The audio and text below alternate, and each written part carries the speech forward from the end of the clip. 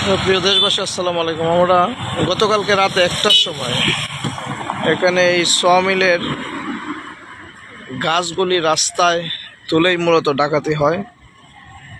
এখন হবিগঞ্জ জেলার police super মহোদয় এবং শাস্তিগঞ্জ থানার ভারপ্রাপ্ত কর্মকর্তারা সবাই বিষয়গুলি তদন্ত করার জন্য আসছে। খুবই দুঃখের বিষয় হলো, আমাদের এখানে শায়েস্তাগঞ্জের বিশিষ্ট ব্যবসায়ী মহসিন মিয়া ডাকাতের কবলে পড়ে আহত হওয়ার পরে স্থানীয় লোকজনরা হসপিটালে নিয়ে যাওয়ার পরে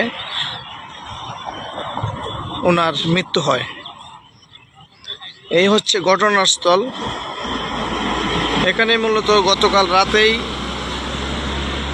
ডাকাতি হয়েছে।